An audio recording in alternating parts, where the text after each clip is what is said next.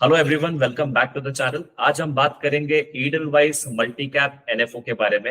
ये एनएफओ का पीरियड है 4 अक्टूबर से लेके 18 अक्टूबर तक। दोस्तों, जब हम इंडिया की बात करते हैं, इंडिया की स्टोरी सिर्फ एक कोई सिंगल अपॉर्चुनिटी में नहीं है।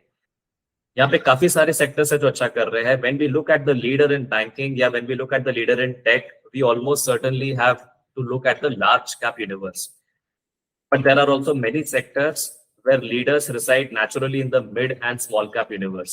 For instance, if you have to look at a leader in auto components or a leader in sector like chemicals, you will have to come down to mid and small cap universe. Even diagnostics for that matter. So it is very important कि हम सिर्फ large cap में focus ना करें, जहाँ पे IT और bank की काफी सारी कंपनीज है। स्पेशली अगर आप कोई पोर्टफोलियो क्रिएट कर रहे हैं लॉन्ग टर्म के लिए, एक नेक्स्ट डेकेड के लिए पोर्टफोलियो क्रिएट कर रहे हैं, तो multi cap would be a good option for you.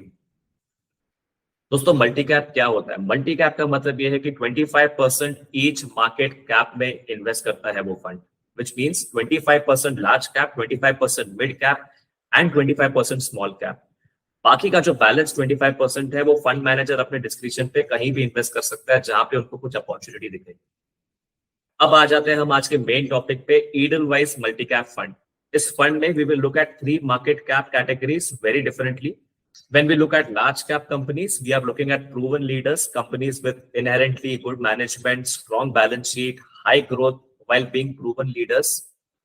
When we are looking at the mid cap, we are looking for emerging giants, companies with profitable business model, profitable product and services that are realizing the power of earnings and growth opportunities.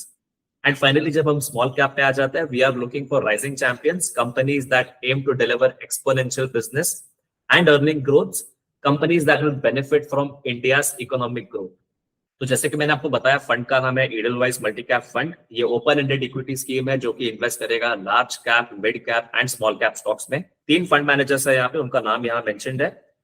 Benchmark जो रहेगा वो रहेगा Nifty 500 multi cap.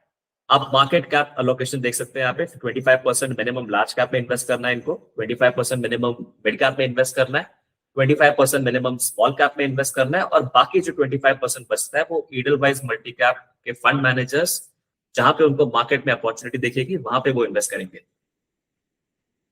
ये NFO open है 4 अक्टूबर से लेके 18 अक्टूबर 2023 तक। अब बात करते हैं ईडलवाइज मल्टी कैप के पोर्टफोलियो कंस्ट्रक्शन स्ट्रेटेजी के बारे में। लार्ज कैप में इनका टारगेट रहेगा 35 to 45%। जो मेजर पोर्टफोलियो है वो लार्ज कैप पे इन्वेस्ट होगा, which is 35 to 45%। Mid cap यानी कि इमर्जिंग जायंट्स जो है वहां पे 25 से 35% का पोर्टफोलियो एलोकेशन होगा। स्मॉल कैप जो कि राइजिंग चैंपियंस के नाम से ईडलवाइज उनको बुला रहे हैं, वो होगा 25 to 35% ऑफ द पोर्टफोलियो।